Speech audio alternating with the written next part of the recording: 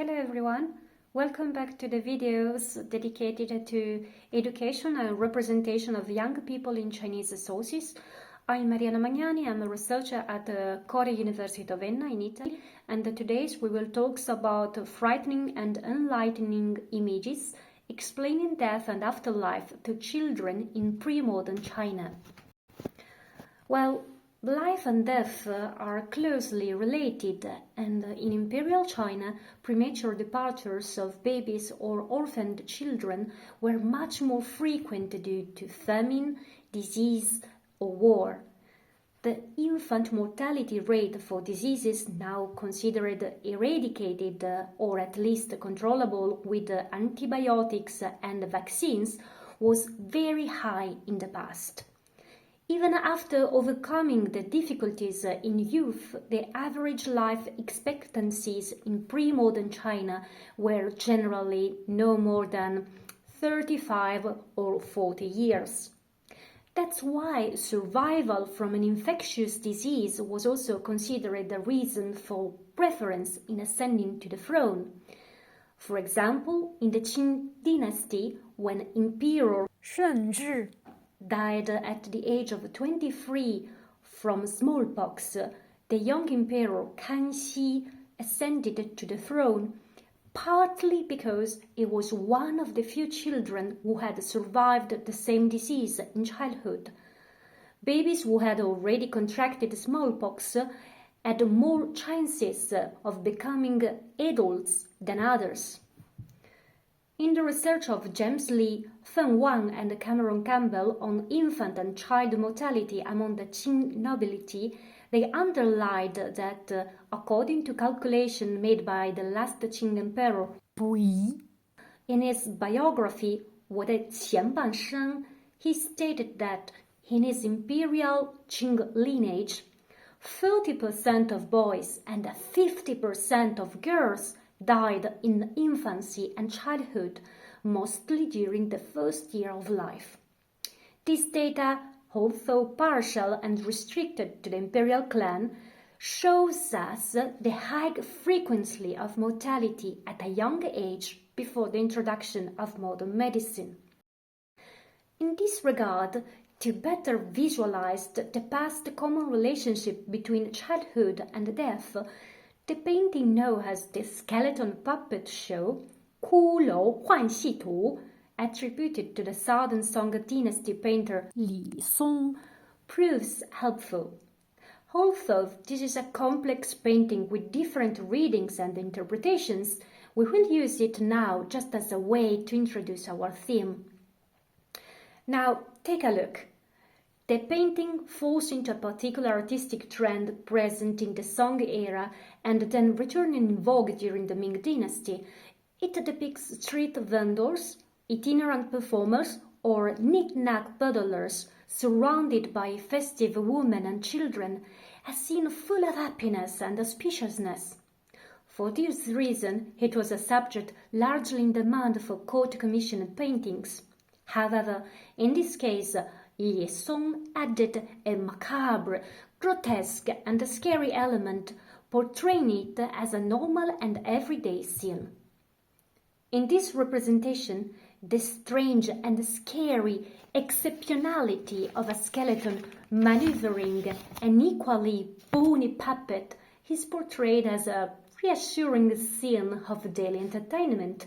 It seems to symbolize a dance between life and death, where both the mother and her children are totally at ease, without any sign of amazement or fear. The juxtaposition of a mother and the children at the beginning of their life with death, represented by the two skeletons, presents a powerful image reflecting a common issue in pre-modern China, encountering death at a very young age. Before the end of the 18th century, children could come into contact with death through both direct events, such as premature death, serious illnesses or accidents, and indirect events caused by the loss of relatives or family members. Well, this scenario prompts several questions. The first one, How was the premature death of children and their illnesses explained?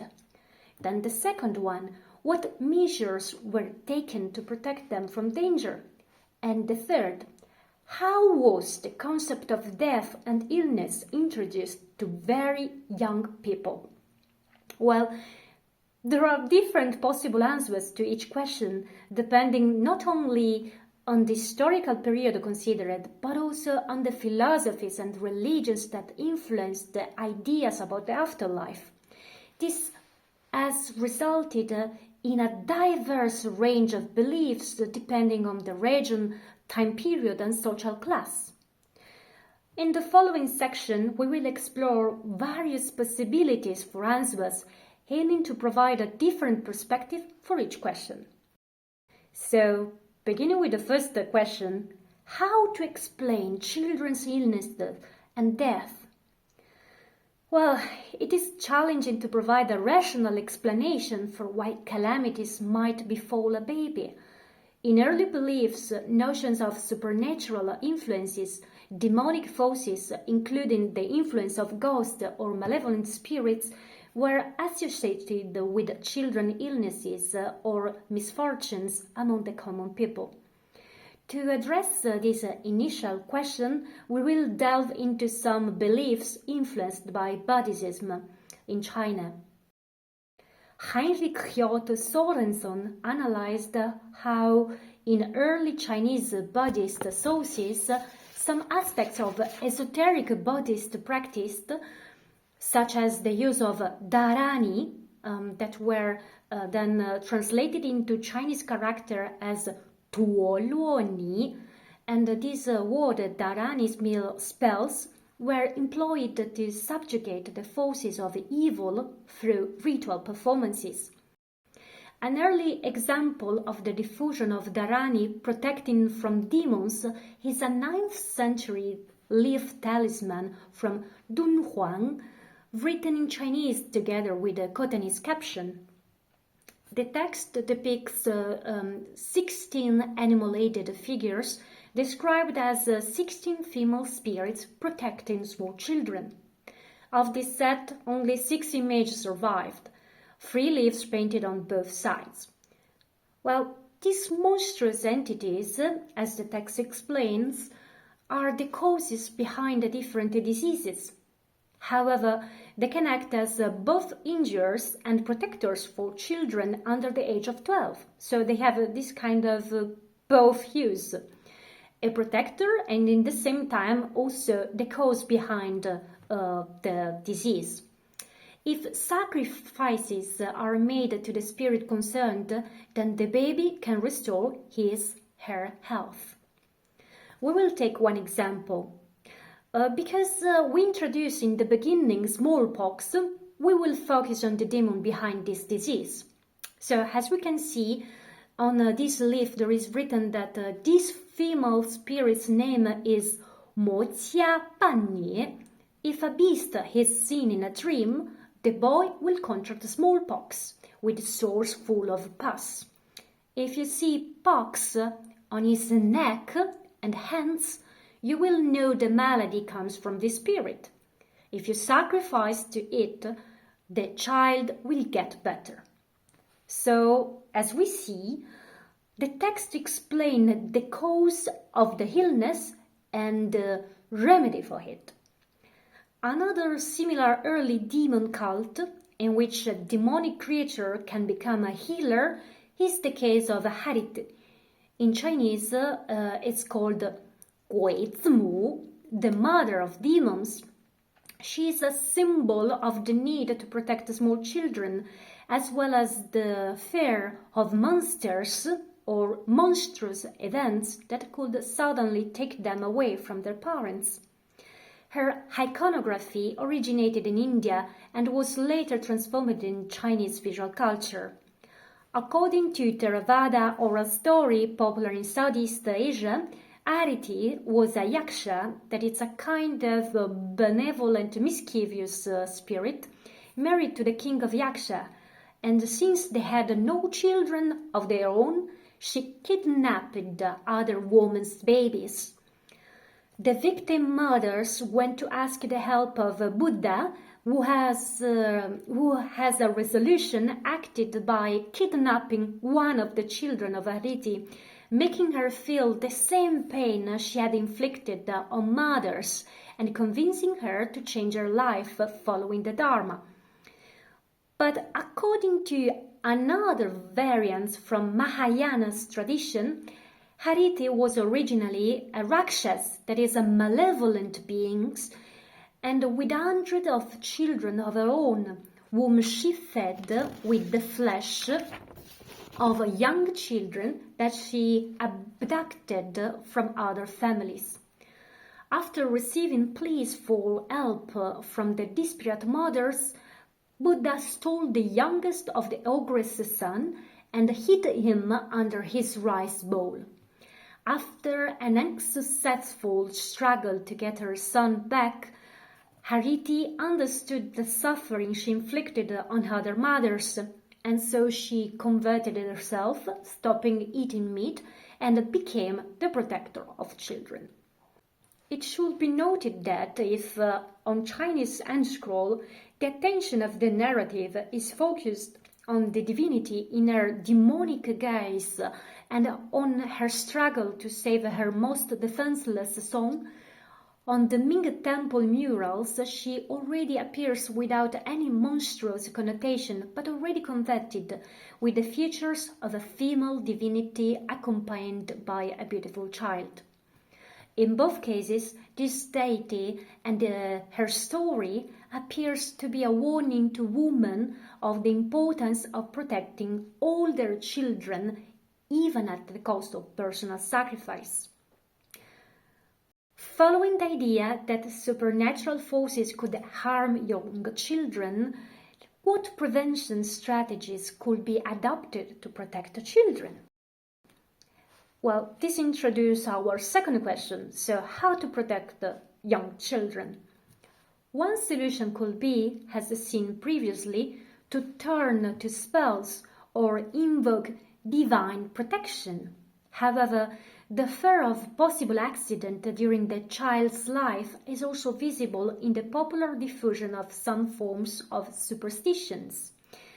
Some specific unfortunate events are connected to the young girl or boy, and these omens can be prevented only through a series of strict prescription during their first years of life. The illnesses or accident that the child was thought to be destined for were calculated based on her date of birth. These folk beliefs, originating in the Tang era, continued to circulate until the late 19th century, as witnessed, for example, by the text Zhou Ji Tong Shu, Almanac of Auspicious Days, that was published in 1888. But in reality, this type of ideas and superstition beliefs are still going on nowadays in some cases. Particularly interesting in this encyclopedic text is the chapter on 26关煞. So the 26 vicious obstacles, hardships. Well, depending on the traditions, this obstacle can be also more, from 26 to 36 or also 72.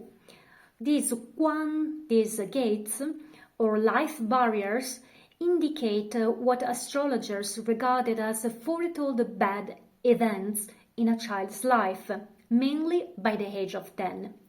They are due to contact with some benevolent or negative entities. How many and which bad encounters a child could have depend on the day of her birth.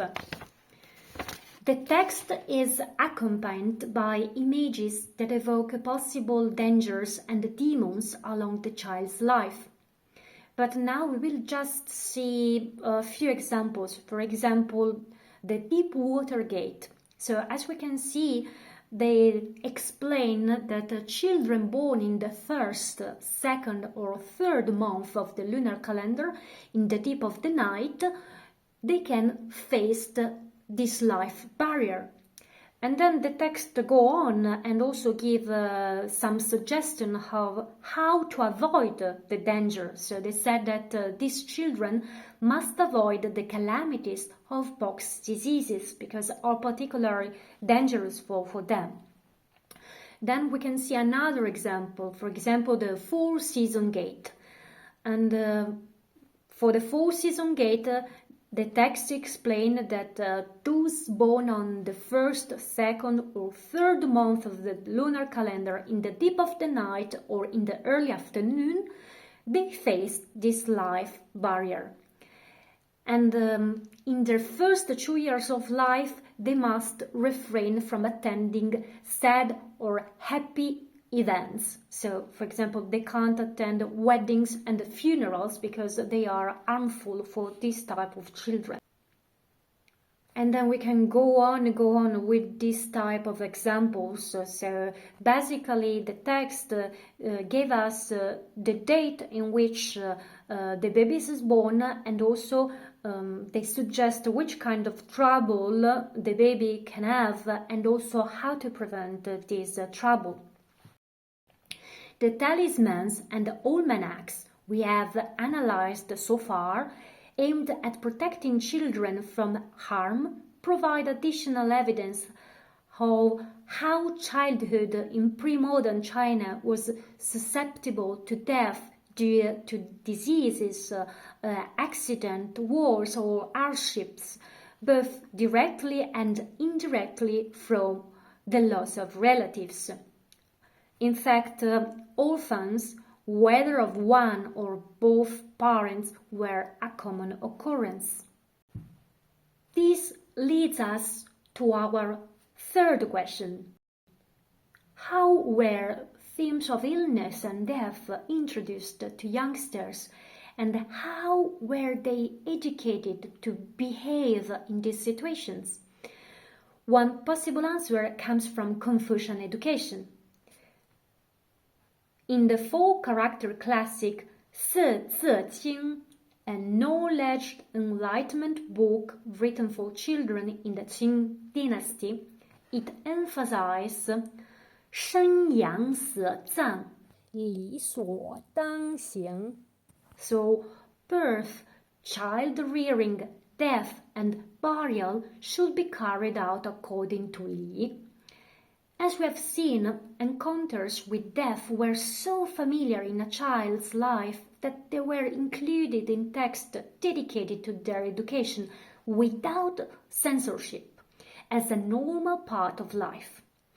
In primers like Youxue琼林, compiled by the Ming scholar Cheng Dengji, and later concluded by the Qing scholar Zhou Shenmai, there is a chapter specifically dedicated to disease, death, and burial.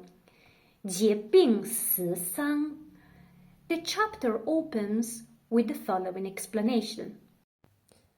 福寿康宁，故人之所懂欲；死亡疾病，一人所不能无。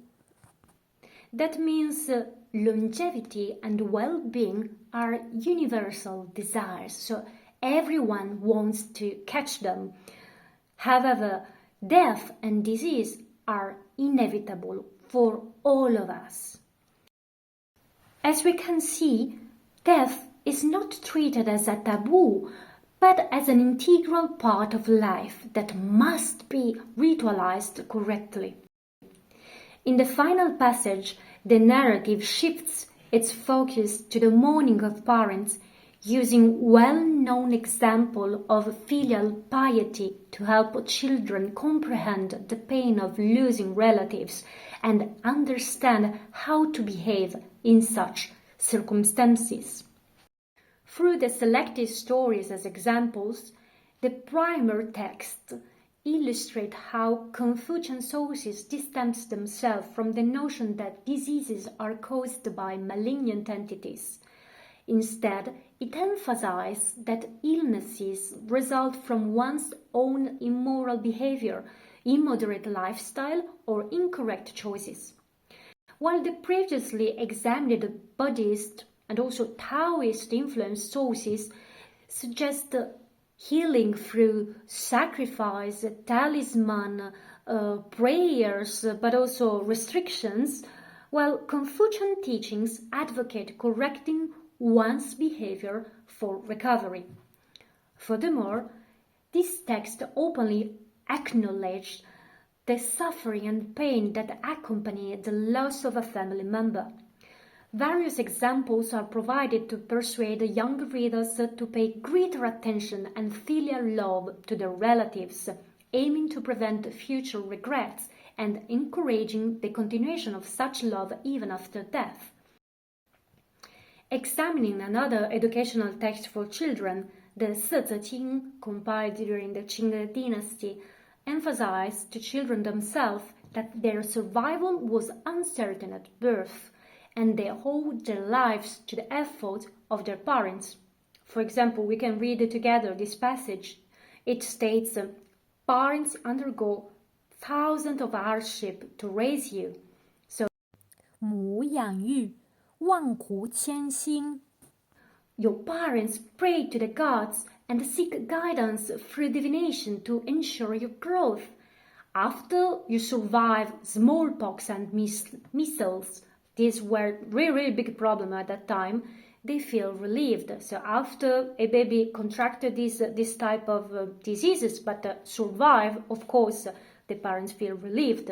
So 求神问卜，保养长生，出了斗马，略略放心。 to emphasize the necessity of filial piety, children are reminded to reciprocate the care they received in their youth by taking care of their parents in their old age. Furthermore, death is presented as an inevitable aspect of life, and as a result, it is essential to live a gracious life every day, cherishing each moment with parents. 幕后思想，日落西沉，纵然哀思，怎得灰尘？ So after they pass away, you will miss them, you will miss your parents, but because the life will fade away, will pass, even if you feel so sad, how can you think to go back in time? So it's impossible to go back in time. Confronted with the theme of the irreversibility of time and death, a lingering question remains. What awaits them after death? So how is the afterlife described to children? To answer our last question for today, we will turn to different sources, specifically texts of Christian origin. The Chinese conception of the afterlife, including the notions of heaven and hell, underwent changes with the introduction of Buddhism. In the amalgamation of influence by both Buddhism and Confucian ideas, the deaths of children who pass away before reaching adulthood and before becoming integrated into society leave them without the rituals typically accorded to ancestors. And this unique status makes them more likely to become avenging ghosts, wandering figures without a specific place. The concept of heaven and hell afterlife was also propagated by Christian missionaries. An interesting example is the creation of a catechist text called the Catholic Four-Character Classic. 天主圣教四字经文 authored by the Italian Jesuit Giulia Leni around the mid-17th century. As the title suggests, we can see there is this 四字经, so it mimics Chinese primers that use four-character sentences, though it fails to capture the musicality created by rhyme. This text explains that after the body dies, the immortal soul within each person will go to paradise if a good life was led. If a bad life was led, the soul will go to hell. Additionally, it introduced the idea that if minor flaws are not redeemed, the soul will go to purgatory. Again, at the end of the book, it is emphasized how crucial it is not to make mistakes. 一非不见，万得全魂，人眠之灾，人眠之灾。 So the text said that if even a single sin is not atoned for, then all virtues will be ruined. And they repeat 2 times that everyone must keep this in mind. Everyone must keep this in mind. And this is the last sentence of this book. So it's kind of scary. The Christian perspective on the afterlife for children was indeed very severe. Not only was it presented in frightening tones and images if one did not behave righteously, but also if a child had not committed any bad deeds but had unfortunately died prematurely before the baptism, they were destined to remain forever stuck in limbo, called in Chinese 陵墓. As explained in this text, Introduction des symboles de la fée, in Chinese it's 格物穷理电览 written by the Dominican Thomas Meyer in the first years of the 17th century. We can see that the text said limbo hosts children who have not received the sacrament of baptism, and due to original sin, they are trapped forever in this place. In conclusion, we have delved into a distinctive phase of childhood education and representation, uncovering how even the most challenging aspects of life, like illness and death, weren't treated as taboo, but rather as familiar subject for children. Our exploration has taken us through the realms of Chinese esoteric Buddhism, Taoism sorcery, Confucian teachings, and even the perspective on the afterlife from Christianity. Each viewpoint contributes to our understanding of how these concepts were conveyed to young minds. That concludes our presentation for today. Thanks for your attention and stay tuned for our upcoming videos.